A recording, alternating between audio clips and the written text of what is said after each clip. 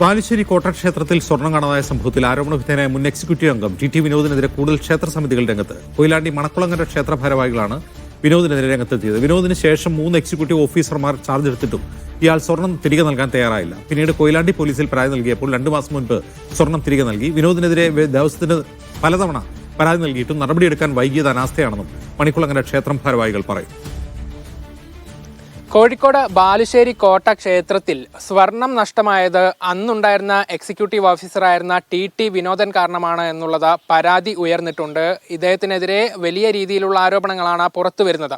ഇപ്പോൾ ഈ ബാലുശ്ശേരി കോട്ടയിലെ വിഷയത്തിലാണ് വിനോദന്റെ പേര് പുറത്തേക്ക് വരുന്നത്. പക്ഷേ കൂടുതൽ അന്വേഷണത്തിൽ പല ക്ഷേത്രങ്ങളിലും ഇയാൾ ഇങ്ങനത്തെ സ്വർണം കൊണ്ടുപോയ കഥകൾ പറയുന്നുണ്ട്. അപ്പോൾ മണക്കുളങ്ങര ക്ഷേത്രത്തിൽ എന്താണ് സംഭവിച്ചത്?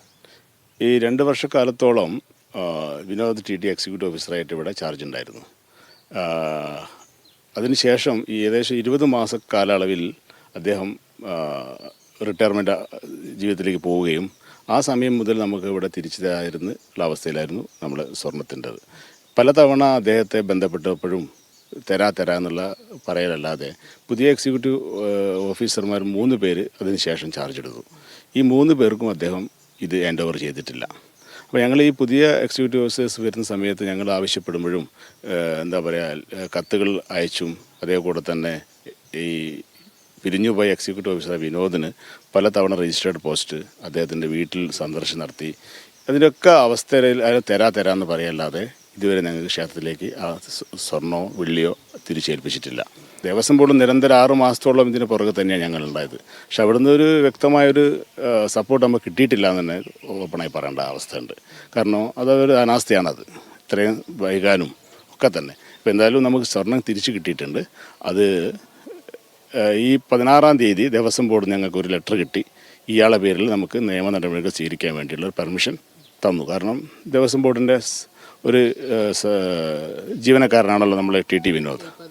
പരാതി കൊടുത്തു. അതിൻ്റെ അടിസ്ഥാനത്തിൽ അവിടുന്ന് സ്റ്റേഷനിൽ നിന്ന് വിളിപ്പിച്ചു. ഇദ്ദേഹം വരികയല്ലാതെ സാധനം തിരിച്ചു തരുന്ന ഒരു രീതിയല്ലായിരുന്നു.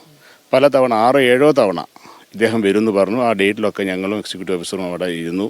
പക്ഷെ അന്നൊന്നും അയാൾ തിരിച്ചു തന്നിട്ടില്ല സ്വർണം. അയാൾ വരും, എന്തെങ്കിലും ഒഴിവ് പറഞ്ഞ് അദ്ദേഹം അവിടുന്ന് പോവാറാണ് സ്ഥിതി. കളവ് കേസ് രജിസ്റ്റർ ചെയ്യുമെന്ന് പറഞ്ഞ ആ ഒരു ഭീഷണിയുടെ മുഖാന്തരത്തിലാണ് ഞങ്ങൾക്ക് കഴിഞ്ഞ മാസം 12-ാം തീയതി അവിടെ വെച്ചിട്ട് പോലീസ് സ്റ്റേഷനിൽ വെച്ചിട്ട് അപ്രൈസർ ഞങ്ങൾ വിളിച്ചു അപ്രൈസർ മുഖാന്തരം പോലീസ് സ്റ്റേഷനിൽ വെച്ചിട്ടാണ് ഈ സ്വർണ്ണം തിരിച്ചു തരുന്നത്. അവസാന കാലഘട്ടങ്ങളിൽ പറഞ്ഞുകൊണ്ടിരുന്നത് എൻ്റെ വീട്ടിലാണ് സ്വർണ്ണം ഉള്ളതെന്നാണ്. ഞങ്ങൾ ചോദിച്ചു വീട്ടിലൊന്ന് എടുത്ത് തന്നൂടെ. അപ്പോൾ പല കഴിവും പറഞ്ഞിട്ടാണ് പുള്ളി ഒഴിഞ്ഞു മാറിയത്. പുള്ളി പറയുന്നത് ഞാൻ ആക്സിഡൻ്റായി കിടക്കുകയായിരുന്നു, അതുകൊണ്ട് ഇത്രയും കാലം തരാൻ പറ്റാത്തതെന്നുള്ള അവസ്ഥയിലായിരുന്നു സംസാരിച്ചത്. ലാസ്റ്റ് പോലീസ് സ്റ്റേഷനിൽ വെച്ച് പറഞ്ഞു എൻ്റെ വീട്ടിൽ സ്വർണ്ണമുണ്ട്, ഞാൻ അടുത്ത ദിവസം കൊണ്ടുവരാമെന്ന് പറഞ്ഞു. അപ്പോൾ ഓരോ തവണയും പുതിയ എക്സിക്യൂട്ടീവ് ഓഫീസർ വരുമ്പോഴും ചാവി ഉൾപ്പെടെ കൈമാറാനുള്ള ഒരു ബുദ്ധിമുട്ടായിരുന്നു ഇയാൾ കാണിച്ചത്. അതെ. പുതിയ എക്സിക്യൂട്ടീവ് ഓഫീസേഴ്സ് വരുന്ന സമയത്ത് എല്ലാ ചാവിയും എല്ലാ ഡോക്യുമെൻസും ഗോൾഡ് സിൽവർ എല്ലാം അവർ തിരിച്ച് ഏൽപ്പിച്ചതിന് ശേഷമാണ് അവർ ഇൻചാർജ് ഏറ്റെടുക്കുക. പക്ഷെ ഇവിടെ 3ാമത്തെ ആൾ വന്നിട്ടും ഇതുവരെ അത് ചെയ്തിട്ടില്ല.